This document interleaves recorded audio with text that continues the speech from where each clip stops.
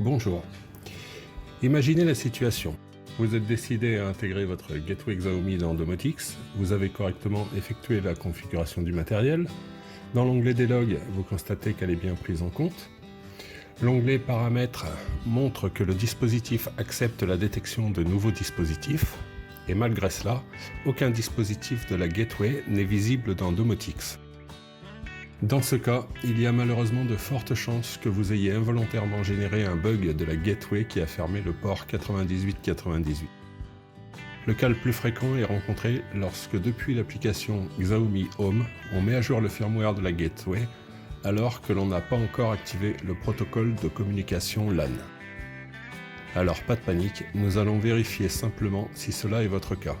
Et si cela est malheureusement votre cas, nous allons également voir comment réouvrir le port 9898 de la gateway, moyennant quand même un petit peu de bricolage. Pour commencer, nous allons vérifier que le problème est bien celui du port 9898 de la gateway qui est fermé. Alors pour ça, on va aller se connecter en SSH sur le Raspberry. Puis on entre une commande nmap, c'est une commande qui va permettre de tester le port 9898 sur l'IP de votre gateway. On renseigne donc l'adresse IP de la gateway ainsi que le port à tester. Le système tente de cette façon une connexion et nous répond que le port 9898 est bien closed, donc fermé. Si votre réponse est open, dans ce cas, le problème n'est pas là. Si la réponse est closed, cette vidéo va vous expliquer comment ouvrir le port. Alors pour cela, il faut ouvrir la gateway, donc on va retirer les caches vis en caoutchouc qui sont en dessous. Les têtes de vis sont deux ergots sur les côtés, donc soit on possède un tournevis que j'appelle un tournevis en U, ou si vous n'en avez pas à ce moment-là, vous prenez un vieux tournevis plat qui traîne, vous limez le milieu pour lui donner une forme, de façon à ce qu'il n'y ait que les deux extrémités droite et gauche qui accrochent.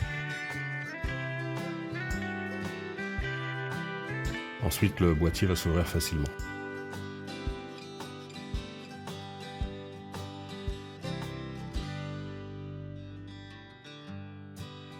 Alors on va avoir besoin de 3 fils, donc préférez 3 fils de couleurs différentes pour les repérer. On va les étamer afin de faciliter les soudures.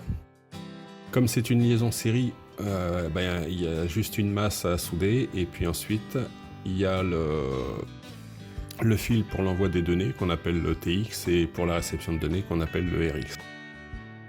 Donc la masse, on va la prendre sur la partie métallique à côté du bouton poussoir. Et voici donc comment les identifier. On aura également besoin d'un adaptateur USB série. La masse de la gateway donc, est connectée, comme je l'ai dit, à la borne GND de l'adaptateur USB. Le fil TX de la gateway est connecté à la borne RX de l'adaptateur et pour le moment on ne connecte pas le fil RX de la gateway. Alors on branche la gateway sur le 220, alors attention surtout parce qu'elle va pas toucher l'électronique, il y a des parties dedans qui vont avoir du 220 volts. Et on branche la prise USB sur le PC. On va dans le gestionnaire de périphériques du PC. On vérifie quel port COM a été attribué à notre adaptateur USB. Dans notre cas ici c'est le COM 10, mais sur votre PC ça peut être différent, ça dépend des PC. Ensuite on lance le logiciel PuTTY et puis on configure donc sur Serial. On règle la vitesse à 115 200 bauds. Puis le port COM, on lui met le port COM pour nous 10, c'est-à-dire le COM 10, celui qui a été vu dans le gestionnaire de périphériques. On clique sur Open, hop, et un curseur apparaît. On retourne à notre connecteur USB, enfin notre adaptateur, et on connecte le fil RX sur la borne TX de l'adaptateur. Et là on voit à l'écran des lignes qui apparaissent sur la console PuTTY. On appuie sur la touche entrée, on peut appuyer 2-3 fois, peu importe. C'est surtout qu'il faut attendre qu'on ait les signes dièse qui apparaissent en début de ligne. C'est ce qui nous dit que la console nous donne la main. Alors on entre la commande psm-7 espace networks.open_pf espace 3. Je mettrai les commandes dans la description. Et on vient de le voir, il faut être assez rapide parce que la console peut répondre avant que vous ayez terminé votre commande.